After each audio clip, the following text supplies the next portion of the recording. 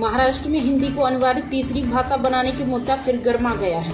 प्रदेश के मुख्यमंत्री देवेंद्र फडणवीस ने अपनी प्रतिक्रिया दी है। उन्होंने कहा कि हम सब लोग अंग्रेजी की प्रशंसा करते हैं और भारतीय भाषाओं का तिरस्कार करते हैं, ये सही नहीं। उन्होंने सवाल उठाते हुए कहा कि क्षेत्रीय भाषा के साथ अतिरिक्त भाषा सीखने में क्या गलत है। सीएम देवेंद्र फडणवीस ने कहा, मैंने राज ठाकरे से बात की है। उन्होंने कहा कि केवल 2 भाषाएं होनी चाहिए और तीसरी भाषा न थोपे। मैंने उनसे कहा कि केंद्र सरकार ने राष्ट्रीय शिक्षा नीति में उचित विचार विमर्श के साथ पूरे देश में 3 भाषा नीति लाई है। उन्होंने आगे कहा, एनईपी पूरे देश के लिए और महाराष्ट्र 2 भाषा नीति नहीं अपना सकता। तमिलनाडु 3 भाषा नीति के खिलाफ अदालत गया था, जिसे अदालत ने भी स्वीकार नहीं किया। अपनी क्षेत्रीय भाषा सीखते समय अगर कोई छात्र एक अतिरिक्त भाषा सीखता है तो इसमें क्या गलत है। अतिरिक्त भाषा उनके ज्ञान को बढ़ाने में मदद करेगी। विशेषज्ञों के साथ व्यापक चर्चा के बाद एनईपी लाया गया था।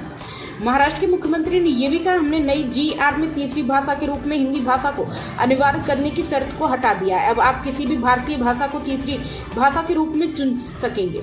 भाषा नीति एनईपी के अनुसार यदि किसी विशेष भारतीय भाषा को सीखने के लिए लगभग 20 छात्र उपलब्ध हैं तो शिक्षक उपलब्ध कराया जाएगा।